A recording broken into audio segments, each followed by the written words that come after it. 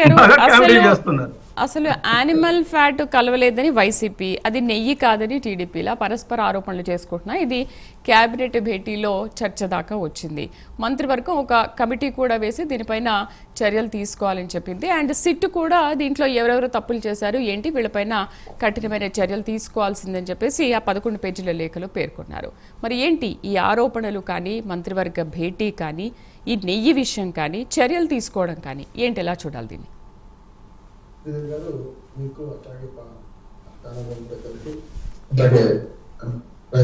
నమస్కారం. 2 నిమిషాలు మాట్లాడాలి. నేను అడ్వకేట్ గా మిగతా ముగ్గురు చెప్పలేదు కాలు పెట్టి, కానీ కొన్ని నాకు అనుమానాలు ఉన్నాయి. అది తీర్చాల్సిన బాధ్యత ఈ ప్రభుత్వానికి, ప్రతిపక్షానికి కూడా అంటున్నాను. ఎందుకంటే గజం మిథ్య, పలాయనం మిథ్య అని ఒకటి ఉన్నది. అట్లాగే ఉన్నది ఏమి అన్ని మిథ్యని.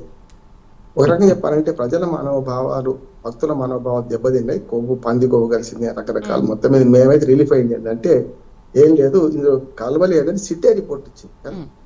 సిట్ రిపోర్ట్ ఇచ్చింది. అంతకుముందు ఇప్పుడు చార్జ్ షీట్ లో కూడా అదే పేర్కొన్నారు, నయం అంటున్నారు. గతంలో అనేక అపోహలు. రాజకీయ పార్టీలు శాశ్వతం కాదు, ప్రభుత్వాలు శాశ్వతం. ఒక ప్రభుత్వం పోతే ఒక కోర్టు పోతే ఇంకో కోర్టు వస్తుంది. నా ఆరోపణ ఏంటంటే టీటీడీకి ఒక వ్యవస్థ ఉంది కదా, ఆ వ్యవస్థ పనిచేయాలా, లేకుంటే ముఖ్యమంత్రులే ఒక కర్ర పట్టుకొని వాచ్మెన్ లాగా అక్కడ ఉద్యోగాలు చేయాలి? సమస్య ముఖ్యమంత్రుల దాకా, మాజీ ముఖ్యమంత్రి దాకా ఎందుకు వస్తుంది అంటున్నాను. ఇప్పుడు కూడా నేను 50 ఏళ్ల సీనియర్ జర్నలిస్ట్ చెప్తున్నాను.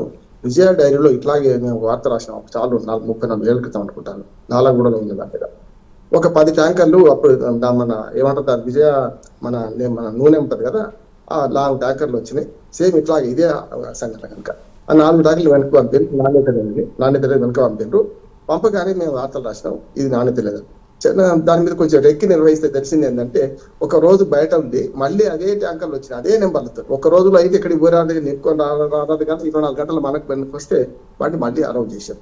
మొదలు నాణ్యత లేదని వెనకే పట్టింది, దాన్ని మళ్ళీ ఎందుకు వచ్చింది అని దాన్ని వార్త రాస్తే చాలా పెద్ద గందరగోళం జరిగింది. ఇది కూడా అట్లాగే ఎందుకంటే మీరు అవే ట్యాంకర్లు వెనుకపోయినాక మళ్ళీ అనుమతి ఇచ్చారు కదా.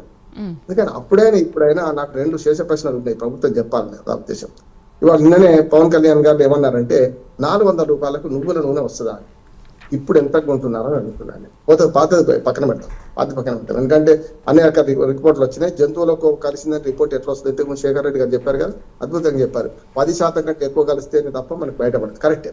ఇంకోటి కూడా ఉన్నది, ఏది గుజరాత్ డైరీ వాళ్ళు ఇచ్చిన దాని మీద ఒక రిపోర్ట్ ఏముందంటే ఎప్పుడైతే ఆవులు కానీ గేదెలు కానీ పశువులకు మేత సరిగ్గా అందకపోతే ఒక్క రోజు కనుక పస్తుంటే తెల్లారి పాలల్లో ఏది వాటి జంతువుల వాటి కొవ్వు కూడా కరిగి పాలలోకి వస్తుంది. 1-2 రోజులు సరిగ్గా మేత పెట్టకపోతే అని ఒక మాట ఉన్నది. అంటే ఎందుకమ్మా నేను వ్యవసాయం ఉంది, పశు సంపద ఉన్నది, నేను వ్యవసాయం చేస్తాను. చాలా సార్లు ఆ పశువులు మేసిన మేతను బట్టి పాలల్లో తేడా వస్తుంది. మనకు వెల్లుల్లి ఉంటది కదా, వెల్లుల్లి ఆకులు తినేది అనుకోండి, తెల్లారి వాసన అంతా వెల్లుల్లి వాసన ఉంటాయి పాలన్నీ కూడా. అట్లా ఆ తిన్న ఆహారాన్ని బట్టి కూడా మన పాలల్లో కల్తీ కాదు అంటే ఆ వాసన కానీ అట్లాంటివి అని వస్తాయి. అందుకని ఆ 4 ట్యాంకులు వెనక్కి పంపించింది కదా, మళ్ళీ వచ్చినాయి కదా. అప్పుడు ప్రభుత్వం ఒకటి ఉంది, అప్పుడు బోర్డు ఉన్నది, అవన్నీ ఉన్నాయి కదా. వీళ్ళు వచ్చినాక కూడా ఈ కూటమి ప్రభుత్వం వచ్చినాక కూడా మళ్ళీ 6 నెలల దాకా అవే వాళ్ళే సప్లై చేసింది కదా.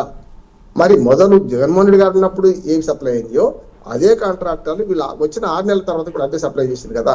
మరి అప్పుడు కూడా ఇవే అయినాయా? వెలుగులోకి వచ్చింది ఎప్పుడు?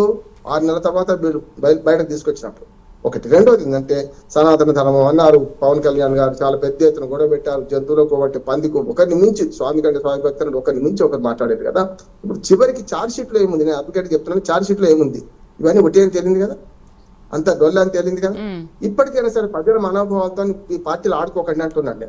నేను ఇప్పుడు ఏమంటున్నానంటే ఇవాళ ఏదైతే సప్లై అవుతుందో నెయ్యి, ఈ నెయ్యి కూడా అంటే అక్కడ ఏమంటే నెయ్యిలో ఏం లేదంటున్నారు కదా, రసాయనాలతో. ఒక్క బర్రెలు ఎందుకు శేఖర్ రెడ్డి గారు బాగా చెప్తారు. ఏమంటున్నారంటే అక్కడ ఒక్క గేదె లేదు, ఒక ఆవిచ్చే పాలు లేదు, పాలిచ్చే ఆవు లేదు, మొత్తం అంతా సింథటిక్. ఇవన్నీ ఏమైందంటే నయం. ఎందుకంటే ఏమంటున్నానంటే ఆ జంతువులకు కలవలేదు, సింథటిక్ అన్ని రసాయనాలు లేక లొల్లి లేదంటున్నాడు. భక్తుల మనోభావాలు కొంచెం తృప్తి పడతాయి అంటున్నాడు.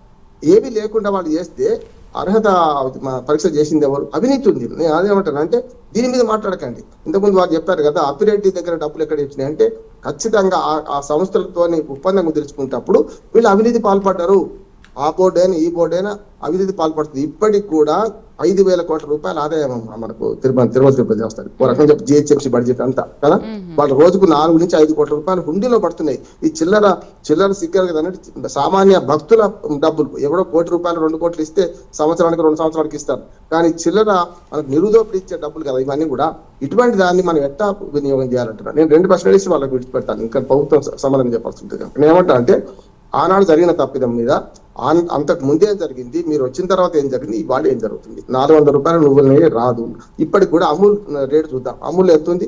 900 రూపాయలు చెట్లు ఉంది.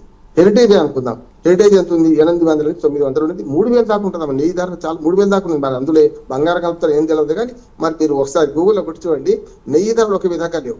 ఇప్పుడు కూడా 440కి 470 కొంటున్నారు కదా.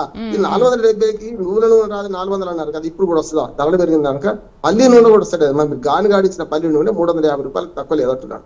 అటువంటి అప్పుడు ఇందులో మరి ఎట్లా వస్తుంది, ఏ రకంగా ఇప్పుడు జరుగుతుంది అభివృద్ధి, ఇప్పుడు జరుగుతుంది అదే అనుకుంటే అదేనా ఇదన్నా రెండు ఒకటే కదా, అప్పుడైనా ఇప్పుడైనా ఒకటే కదా అంటున్నాను నేను. దయచేసి ఏమంటున్నాను, సిట్ రిపోర్ట్ ఏంది? సిట్ వేసింది ఈ ప్రభుత్వం, రిపోర్ట్ ఇచ్చింది ఇదే ప్రభుత్వంలో ఉన్న సిట్ కదా. గతంలో మీరు సిట్ వేసింది ఆ గత ప్రభుత్వం వేసి ఉంటే ఇప్పుడు ఇచ్చే రిపోర్ట్ వేరేగా ఉంటే నేను దాన్ని కూడా చెప్తాను అంజనట్లుగా. ఏమంటే అంటే గతంలో మనకు స్కిల్ మన చంద్రబాబు నాయుడు కేసు వేశాం. మంచి ప్రశ్నలు అడిగారండి, సమాధానాలు కూడా ముగించడానికి అందరూ చెప్పారు. నేను ఏమంటా అంటే మీరు 3 పార్టీల వాళ్ళు మీ మీద ఒకరినొకరు బురద చల్లుకొని మా అందరి మీద పెట్టకండి అంటున్నారు. భక్తుల మనోభావం దెబ్బతీయక ఒక నిమిషం టైం ఏంటి. స్కిల్ స్కామ్స్ కేసులో సిట్ వేసింది ఎవరు? అంతకు ముందు జగన్మోహన్ రెడ్డి గారు.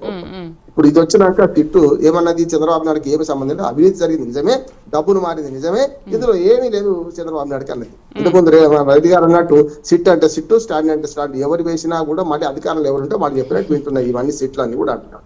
ఇంకోటి ఏంటంటే మనకు ఈ కేసు కాకుండా వేరే మాట్లాడొద్దు అనుకున్నాం కానీ అన్ని వచ్చినాయి కానీ చెప్తున్నాడు. మనకు పరకామణి కేసు ఉన్నది.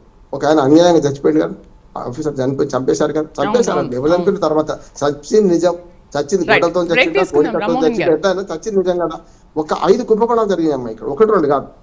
ఆవుల మరణం, లిక్కర్ బాటిల్లు అన్ని ఏమైందంటే ఒకరి మీద ఒకరు బదనాలు చేసుకునే క్రమంలో లిక్కర్ కేసు కదా కౌంటర్ జోగి రమేష్ వాళ్ళని జైలుపోయింది అంతే కదా. ఒకరి మీద ఒకరు ఆరోపణ చేసుకుంటూ ప్రజలు అయోమయాలు చెప్తున్నారు. ప్రభుత్వం వచ్చిన తర్వాత ప్రభుత్వం నడవాలి. ఓట్లకు మధ్య ఏం జరగాలో చూద్దామా, ఈ కుంభకోణాల గురించే విందామంటున్నాం. ఇంతకుముందు మన రామారావు గారు చెప్పినట్టు కూడా శాంతి భద్రతలు క్షీణిస్తున్నాయా లేవంటే హైకోర్టు నిన్న మందలించిందా లేదంటారా? అందుకని అసలు విషయం పోతుంది. మైండ్ గేమ్ రాజకీయాలు, డైవర్షన్ పాలిటిక్స్ నడుస్తున్నాయి. దయచేసి ఈ దానిలో ఇప్పటికైనా సరే ఆ సిట్ రిపోర్టు, ఆ ఛార్జ్ షీట్ వేసింది కదా, దాన్ని ఆమోదిద్దాం. అంతకు మించి ఎదుటి కక్ష తీసుకొని పోతే ఏమైందంటే అసలుకి అసలు వస్తుంది. ఈ సిట్టే ఇవాళ రిపోర్ట్ ఇచ్చింది. ఆ రిపోర్ట్ ప్రకారం జంతువుల కొవ్వు కలవలేదు. అందులో కేవలం నెయ్యే కాదు, అంటే మనకు నేతి బీరలో నెయ్యి